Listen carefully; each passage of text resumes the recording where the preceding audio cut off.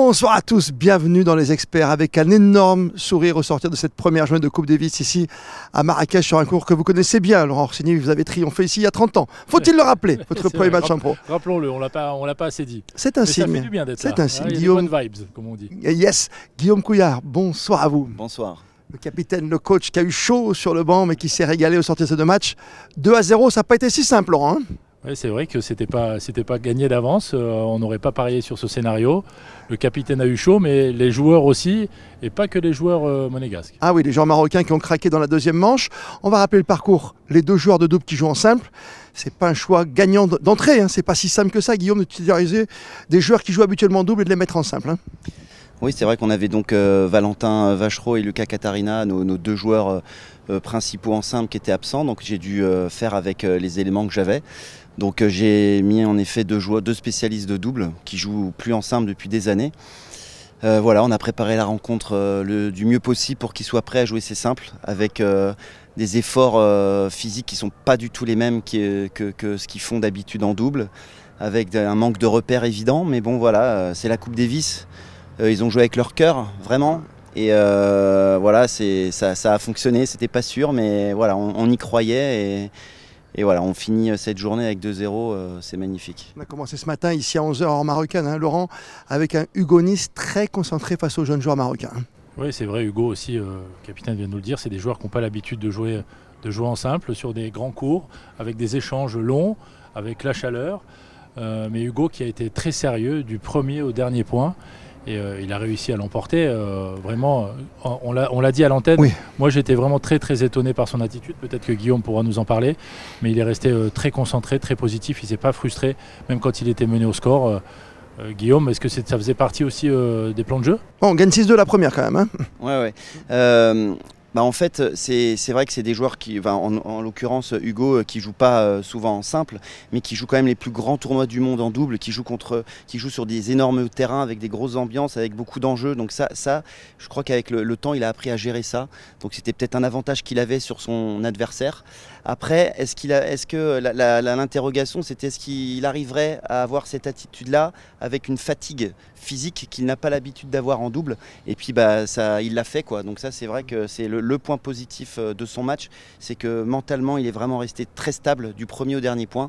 Que ça se passe bien ou pas, il était dans la zone, ça c'était vraiment bien. Première manche bien maîtrisée, donc 6-2 pour Hugo. Ensuite, plus serré, on l'a dit, début de deuxième manche difficile. Et vous avez remarqué, votre œil serré, coach, oui, vous. Non mais c'est vrai, tu as remarqué le petit ballet, le petit échange entre Guillaume Couillard et Benjamin Balleret. On a vu Benjamin. Ah oui, le petit ballet de Balleret. On a vu Benjamin Balleret suivre au changement de côté Hugo Nice pour être plus près de lui, pour lui apporter son soutien. Lui qui avait besoin à ce moment-là d'avoir, en plus de Guillaume Couillard sur le banc, quelqu'un avec qui il pouvait échanger après chaque point. Et ça a été très fructifiant en tout cas. En tout cas, ça a permis qu'on évite un troisième set. Hein. Oui. Non, c'est vrai que... Alors normalement, c'est vrai qu'on n'a pas le droit de...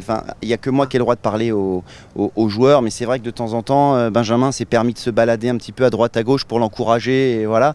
Parce que Benjamin entraîne Valentin, et c'est un joueur d'expérience, un entraîneur aussi, donc c'était important que Hugo, à ce moment-là du match, ait un soutien après chaque point, parce que c'est vrai que quand il est à l'autre posé du terrain, à l'opposé de nous, de mon banc et du staff derrière, il se sent un petit peu plus seul, et avoir quelqu'un qui lui parle et qui l'encourage, il en avait besoin à ce moment-là. Donc voilà, chacun a apporté sa pierre à l'édifice, c'est chouette. Ça a bien fonctionné. Ça a bien fonctionné, c'est vrai, messieurs.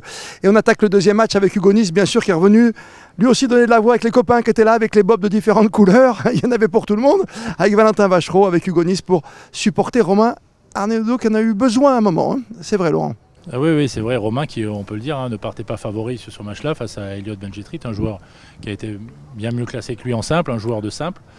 Mais il y avait quand même, on en a parlé en off, il y avait quelque chose à faire. En tout cas, il fallait être là. Et c'est vrai que c'était après la perte du premier set où on s'est dit, bon, 6-4 si le premier Elliot perdu, continue comme ça va être difficile parce qu'on ne voyait pas trop comment... comment s'en sortir? Oui, mais c'est sûr. Et voilà, Elliot était plus fort. Bon, voilà, ça. Et après, qu'est-ce qui s'est passé? Un coup de chaud ou c'est Romain qui monte en puissance? Il y a un peu des deux, je trouve. Moi, j'ai demandé à Romain au fur et à mesure d'essayer de mettre un peu plus d'intensité, de frapper un peu plus fort, notamment avec son coup droit. Je trouvais qu'en début, au premier set, il était un peu en dedans, il grattait un peu trop, il jouait un peu court. Et nous, on avait un plan de jeu, c'était quand même de frapper un peu plus fort, notamment sur le coup droit d'Elliott. Ben Chetrit, et puis ensuite on savait qu'Elliott éventuellement il pouvait avoir des coups de moins bien, même que ce soit mental ou physique, bien que ce soit un excellent joueur dont on se méfiait bien évidemment, hein. Donc voilà, il n'a pas lâché, chaque point il le jouait comme si c'était le dernier, et ça a permis de faire basculer cette rencontre. Et puis après voilà, c'est les vases communicants, hein. Romain en met un peu plus, Elliott en met un peu moins, et puis voilà, ça s'est bien passé. Ouais, il y a eu vraiment, vous avez aimé. Il y a eu vraiment un petit déclic voilà, au milieu du deuxième où Elliott a commencé un petit peu à sortir du match. D'abord, ça a été d'abord mental, comme vous l'aviez dit. Et puis physique. Et après, on l'a vu physiquement, il était sonné. Alors, est-ce qu'il faisait très chaud sur le court? Est-ce qu'il n'était pas prêt? Peu importe, en tout cas, toujours est-il qu'il est complètement sorti du match. Ouais, et puis le troisième set, ça voulait plus rien dire. En gros, au niveau de la qualité de jeu, c'était celui qui allait mieux s'en sortir. Ouais, on a vu Ben Chetrit commencer à faire un ou deux décalages revers, donc on a compris qu'en fait il crampait à la main et qu'il avait du mal à frapper la balle. Donc moi je demandais à Romain d'essayer de jouer le coup droit pour l'embêter, et puis derrière voilà, quand Romain a réussi à breaker mentalement, Elliott il a un peu coulé. Il a commencé à se plaindre de crampes un peu partout. Oui. Alors moi ce que je disais pas, c'est que Romain aussi avait des débuts de crampes aux cuisses, donc je lui ai demandé de pas le montrer, ce qu'il a bien fait, parce que je crois qu'il n'y a pas grand monde qui a vu qu'il était on pensait qu'il était fatigué, mais pas qu'il était diminué. Donc voilà, il y avait ça, mais vraiment Romain, vous avez remarqué qu'il est resté très très calme, très zen, et ça pour garder de l'énergie, c'est extraordinaire, à la différence du Marocain qui était un petit peu plus nerveux.